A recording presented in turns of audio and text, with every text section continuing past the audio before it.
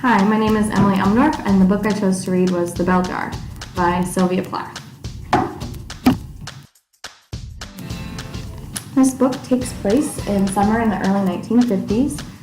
It's set in New York City and then moves to Boston, Massachusetts as the main character moves back home. It is a fiction novel, but it's also based loosely on Sylvia Plath's own experiences with mental illness.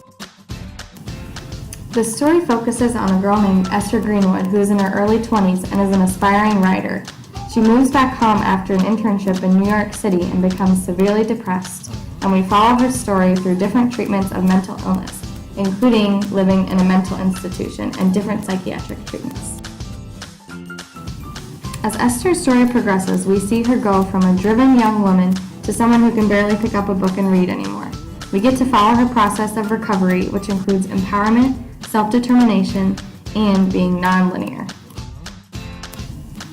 As Esther begins processing her life and the myriad of emotions she has been experiencing since her journey, she begins to realize that depression no longer has to be a trap.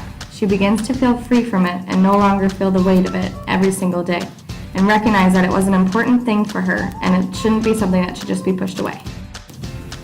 As she is experiencing this empowerment, she is questioning what her life will look like and also receiving questions from others like her mother and an ex-lover that are not so helpful.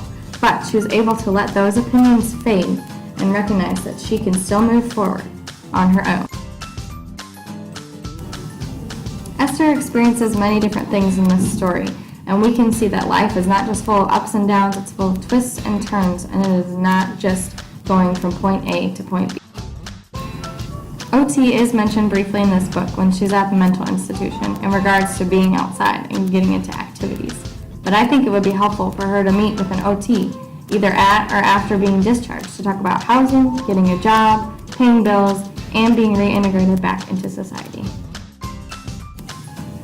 This book definitely went slowly for me at first, but once I got into it, I was hooked. It was interesting to see the differences in our opinion on mental illness in the different time periods.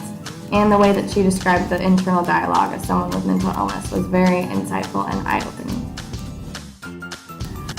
I think one of the most powerful parts about this book was her comparison to having a mental illness and feeling like you're being trapped and suffocated inside of a bell jar. And I think this can be clearly seen through this quote, which reads, "To the person in the bell jar, the world itself is a bad dream," and it just gives insight into how people with mental illnesses see their world. Here are my references. I really enjoyed reading this book, and I highly recommend it to anyone who is interested in picking it up. Thanks! Created using Powtoon.